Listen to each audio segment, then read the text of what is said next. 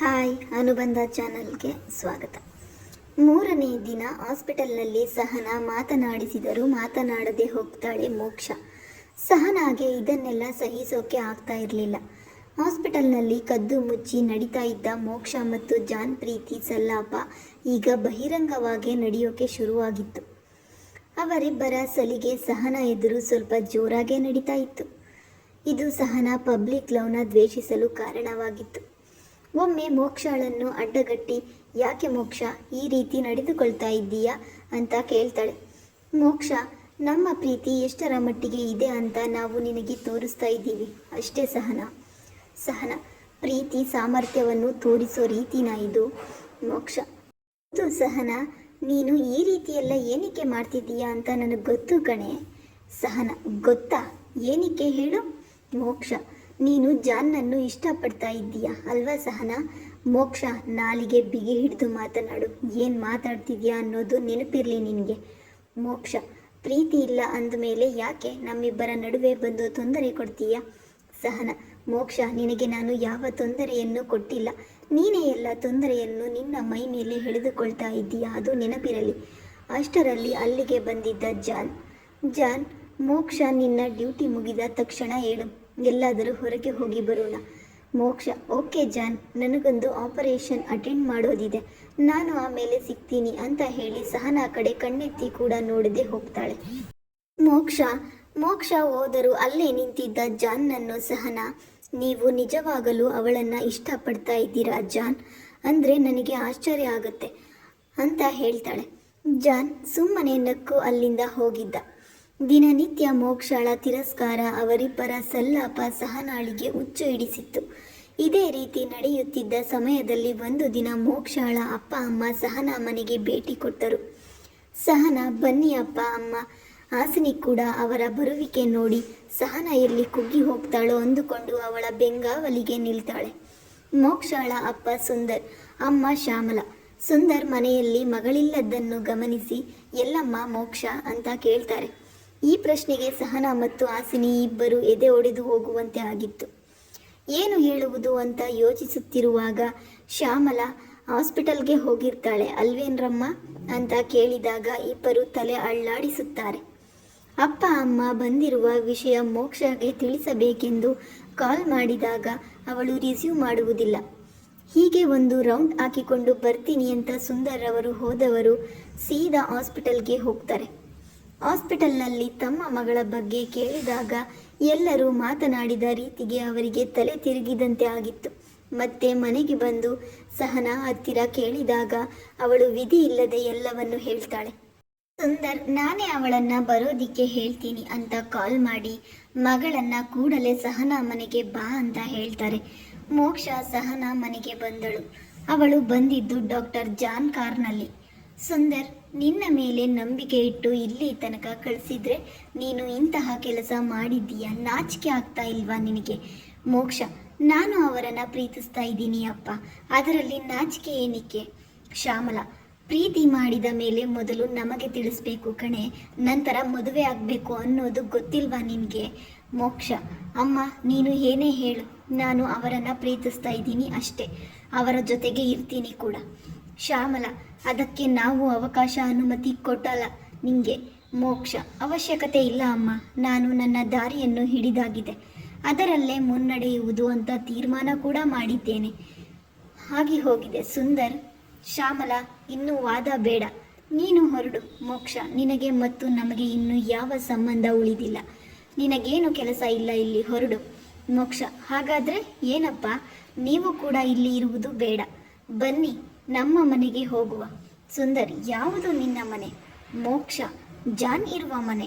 ಸುಂದರ್, ಅದು ನಿನ್ನ ಮನೆ ಹೊರತು ನಮ್ಮದಲ್ಲ. ಮೋಕ್ಷ, ಹಾಗಾದರೆ ಇದು ನಿಮ್ಮ ಮನೇನಾ? ಸುಂದರ್, ಹೌದು, ಹೆತ್ತ ಮಗಳು ಇಲ್ಲದಿದ್ದರೆ ಏನು, ಈ ಎರಡು ಮಕ್ಕಳು ಕೂಡ ನಮ್ಮದೇ ಮಕ್ಕಳು, ನೀನಿನ್ನೂ ಹೊರಡಬಹುದು.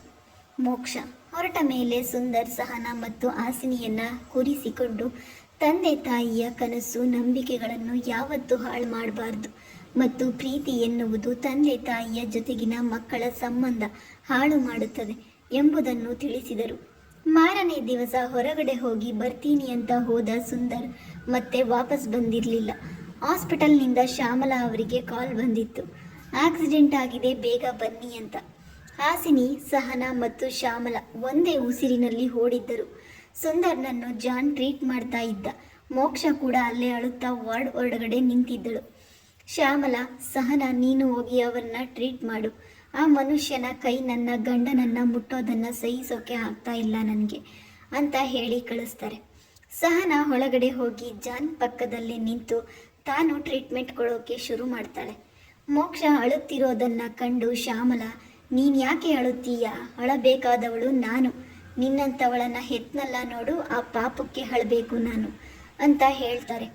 ಸುಂದರ್ ಬದುಕುವ ಚಾನ್ಸ್ ತುಂಬ ಕಡಿಮೆ ಇತ್ತು. ಕೊನೆಗೆ ಅವರು ಕೊನೆ ಉಸಿರು ಎಳೆದಾಗ ಶ್ಯಾಮಲಾ ಅವರಿಗೆ ಎದೆನೋವು ಕಾಣಿಸಿಕೊಂಡಿತ್ತು. ಶ್ಯಾಮಲಾ ಕೊನೆಯದಾಗಿ ಸಹನಾ ಮತ್ತು ಹಾಸಿನಿಯನ್ನ ಹತ್ತಿರ ಕರೆದು, ಯಾವತ್ತೂ ನಿಮ್ಮ ತಂದೆ ತಾಯಿಯ ವಿರುದ್ಧವಾಗಿ ನಡೆಯಬೇಡಿ ಮಕ್ಕಳೇ. ಅವರಿಗೂ ಕೆಲವು ಹಕ್ಕುಗಳಿವೆ ನಿಮ್ಮ ಮೇಲೆ ಅಂತ ಹೇಳಿ ಕೊನೆಗೆ ಉಸಿರು ಎಳೆದಿದ್ದರು. ಶ್ಯಾಮಲಾ ಅವರು ಸಾವಿನಲ್ಲಿ ಕೂಡ ತನ್ನ ಗಂಡನನ್ನು ಹಿಂಬಾಲಿಸಿಕೊಂಡು ಹೋದರು. ಸಾವಿನ ಕೊನೆ ಗಳಿಗೆಯಲ್ಲೂ ಕೂಡ ಅವರು ಮಗಳನ್ನ ನೆನಪಿಸಿಕೊಂಡಿರಲಿಲ್ಲ. ಅವರಿಬ್ಬರ ಕಾರ್ಯಗಳು ಮುಗಿದ ಮೇಲೆ ಸಹನಾ ಮೋಕ್ಷಳನ್ನು ಗಮನಿಸುತ್ತಾಳೆ. ಹಾಸಿನಿಗಿಂತ ಸಹನಾಗೆ ತುಂಬ ಹತ್ತಿರವಾಗಿದ್ದಳು. ಸಹನಾ ಜೀವನದಲ್ಲಿ ತನ್ನ ತಂದೆ ತಾಯಿಯನ್ನು ಬಿಟ್ಟರೆ ಅಷ್ಟಾಗಿ ಯಾರನ್ನೂ ಹಚ್ಚಿಕೊಂಡಿರಲಿಲ್ಲ. ಆದರೆ ಹಾಸಿನಿ ಮತ್ತೆ ಮೋಕ್ಷ ಅವಳಿಗೆ ಹತ್ತಿರವಾಗಿದ್ದರು. ಕೊನೆಗೆ ಮೋಕ್ಷಳ ನಡವಳಿಕೆ ಸಹನಾಳನ್ನ ಕುಗ್ಗಿಸಿತ್ತು. ವೈವಾಹಿಕ ಜೀವನ ಸಹನಾಗೆ ನುಂಗಲಾಗದ ತುತ್ತಾಗಿತ್ತು. 2 ಸಾವಿನ ಘಟನೆ ನಂತರ ಸಹನಾ ಒಳಗೊಳಗೆ ಕುಗ್ಗುತ್ತಾ ಹೋದಳು. ಅದು ಅವಳ ಅನಾರೋಗ್ಯಕ್ಕೆ ಕಾರಣ ಕೂಡ ಆಯಿತು. ಒಂದು ದಿನ ಬೆಳಿಗ್ಗೆ ಸಹನಾ ಏನು ಮಾಡ್ತಿದ್ದಾಳೆ ನೋಡೋಣ ಅಂತ ಬಂದ ಹಾಸಿನಿಗೆ ಗಾಬರಿಯಾಗಿತ್ತು. ಸಹನಾ ನೆಲದ ಮೇಲೆ ಬಿದ್ದಿದ್ದಳು. ಅವಳ ತಲೆಯಿಂದ ರಕ್ತ ಕೂಡ ಬರ್ತಿತ್ತು. ಹಾಸಿನಿ ಅವಳನ್ನು ಹಾಸ್ಪಿಟಲ್ಗೆ ಸೇರಿಸಿದಾಗ ಮೋಕ್ಷ ಕೂಡ ಅಲ್ಲೇ ಇದ್ದಳು. ಮೋಕ್ಷ ಏನು ಸಹನಾ, ದ್ವೇಷ ಮಾಡ್ತಾ ಇರಲಿಲ್ಲ. ಅವಳ ಪರಿಸ್ಥಿತಿ ಕಂಡು ಮೋಕ್ಷಗೂ ಗಾಬರಿಯಾಗಿತ್ತು. ಸಹನಾನ ಮುಟ್ಟುವುದಕ್ಕೂ ಬಿಡಲಿಲ್ಲ ಹಾಸಿನಿ ಮೋಕ್ಷಗೆ. ಹಾಸಿನಿ, ಬೇಡ ಮೋಕ್ಷ, ಈಗಾಗಲೇ ನೀನು ಅವಳಿಗೆ ಕೊಟ್ಟಿರೋ ಮಾನಸಿಕ ಹಿಂಸೆನೇ ಸಾಕು, ಇನ್ನೇನು ಬೇಡ. ಮೋಕ್ಷ, ನಿನ್ನ ರೀತಿ ಅವಳು ನನಗೂ ಕೂಡ ಫ್ರೆಂಡ್ ಕಣೆ ಹಾಸಿನಿ. ಆದರೆ ನಿನ್ನ ಕೈಯಲ್ಲಿ ಅವಳನ್ನು ಆರಾಮಾಗಿ ಇಡೋಕೆ ಆಗ್ತಾ ಇಲ್ಲ. ಅಷ್ಟರಲ್ಲಿ ಸಹನಾನ ಟ್ರೀಟ್ ಮಾಡ್ತಾ ಇದ್ದ ಡಾಕ್ಟರ್ ಬಂದು, ಹೆದರಿಕೊಳ್ಳೋದು ಬೇಡ, ಸಹನಾ ಹುಷಾರಾಗಿ ಇದ್ದಾರೆ, ಜ್ವರ ಜಾಸ್ತಿಯಾಗಿ ಹೀಗೆಲ್ಲ ಆಗಿದೆ ಅಷ್ಟೆ. ಹಾಸಿನಿ ಸಹನಾನ ನೋಡಿ, ಏನಾಯಿತು, ಯಾವುದಾದ್ರೂ ಭಯ ನಿನ್ನನ್ನು ಕಾಡ್ತಿದೆಯಾ ಅಂತ ಕೇಳ್ತಾಳೆ. ಸಹನಾ, ನಾನು ಯಾರನ್ನು ಪ್ರೀತಿ ಮಾಡಲ್ಲ, ಅಪ್ಪ ಅಮ್ಮನಿಗೆ ನೋವು ಕೂಡ ಕೊಡಲ್ಲ. ಹಾಸಿನಿ, ಎಲ್ಲಕ್ಕಿಂತ ಹೆಚ್ಚಾಗಿ ನನಗೆ ಹಾಸಿನಿ ಏನು ಹೇಳು ಸಹನಾ, ನನಗೆ ವೈವಾಹಿಕ ಜೀವನದ ಬಗ್ಗೆ ಜಿಗುಪ್ಸೆ ಶುರುವಾಗಿದೆ. ಹಾಸಿನಿ, ಸಹನಾ, ಇದನ್ನೆಲ್ಲ ನಿನ್ನ ತಲೆಯಿಂದ ತೆಗೆದುಹಾಕು.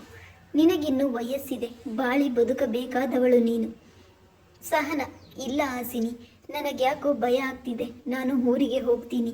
ಹಾಸಿನಿ, ಆಯಿತು ಸಹನಾ, ಹೋಗುವೆಯಂತೆ, ಇವಾಗ ರೆಸ್ಟ್ ಮಾಡು. ಅಲ್ಲಿಂದ ಮುಂದೆ ಸಹನಾ ತನ್ನ ಮನೆಗೆ ಹೋಗ್ತಾಳೆ.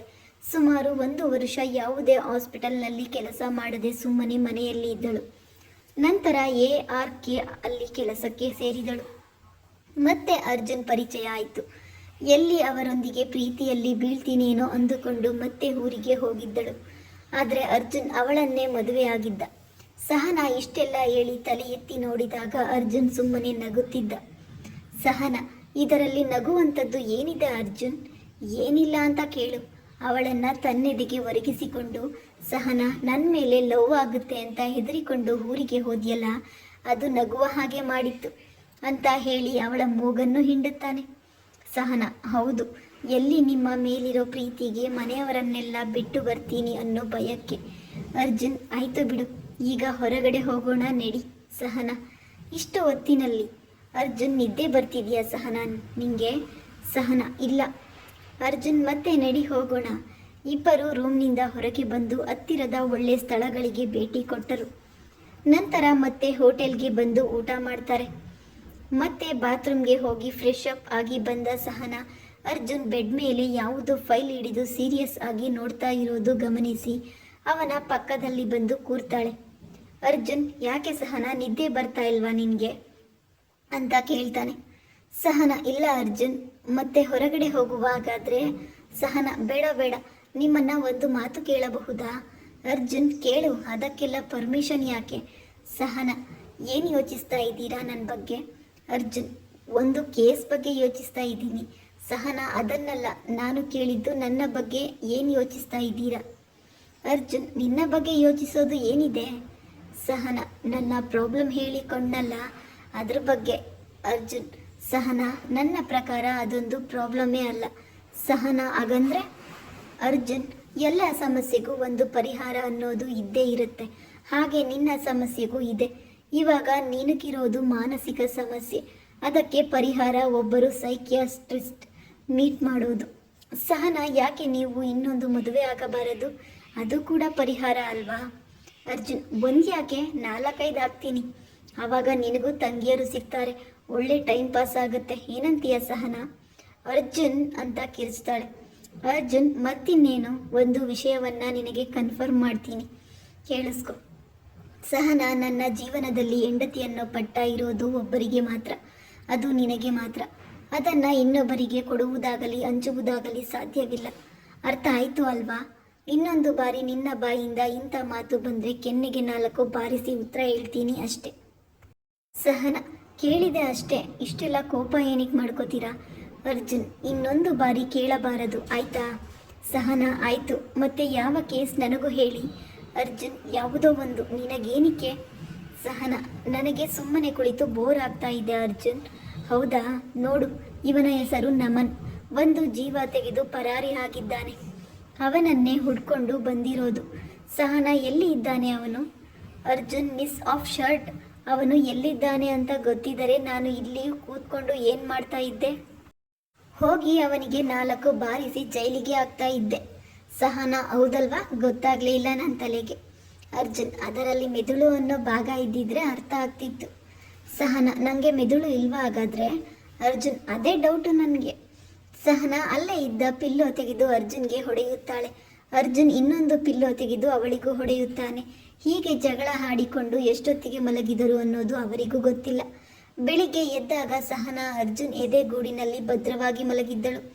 ಸಹನ ಬಿಡಿಸಿಕೊಳ್ಳೋದಕ್ಕೆ ಪ್ರಯತ್ನ ಪಟ್ಟಷ್ಟು ಅರ್ಜುನ್ ಬಲವಾಗಿ ಅವಳನ್ನು ಹಿಡಿದುಕೊಳ್ಳುತ್ತಿದ್ದ. ಸಹನ ಅರ್ಜುನ್ ಬಿಡಿ, ಬೆಳಗಾಗಿದೆ. ಅರ್ಜುನ್ ಸುಮ್ಮನೆ ಮಲಗು, ಎದ್ದು ಮಾಡುವಂಥ ಕೆಲಸ ಏನಿಲ್ಲ ಇಲ್ಲಿ. ಸಹನ ನಮನ್ನನ್ನು ಹಿಡಿಯೋಕೆ ಹೋಗಲ್ವಾ? ಅರ್ಜುನ್ ಸಡನ್ ಆಗಿ ಎದ್ದು ಸಹನ ಮುಖವನ್ನು ತನ್ನ ಮುಖದ ಹತ್ತಿರ ಹಿಡಿದು ಆ ವಿಷಯವನ್ನು ಅಷ್ಟೊಂದು ಸೀರಿಯಸ್ ಆಗಿ ತೆಗೆದುಕೊಂಡ ಅಂತ ಕೇಳಿದಾಗ ಸಹನ ಹೌದು, ಇವತ್ತು ನಾವು ಅವನನ್ನು ಹುಡುಕಿಕೊಂಡು ಹೋಗ್ತಾ ಇದ್ದೀವಿ ಅಷ್ಟೇ ಅಂತ ಹೇಳ್ತಾಳೆ. ಅರ್ಜುನ್ ಓಕೆ ಹುಡುಕಿಕೊಂಡು ಹೋಗೋ ನೆಪದಲ್ಲಿ ತಿರುಗಾಡಿಕೊಂಡು ಬರೋಣ. ಇಬ್ಬರು ಫ್ರೆಶ್ ಆಗಿ ನಮ್ಮನ್ನು ಹುಡುಕಿಕೊಂಡು ಹೋಗ್ತಾರೆ. ಮುಂದಿನ ಸಂಚಿಕೆಯಲ್ಲಿ ಮುಂದುವರಿಯುತ್ತದೆ. ದಯವಿಟ್ಟು ಸಬ್ಸ್ಕ್ರೈಬ್ ಮಾಡೋದನ್ನು ಮಾತ್ರ ಮರಿಬೇಡಿ ವೀಕ್ಷಕರೇ. ಧನ್ಯವಾದಗಳು.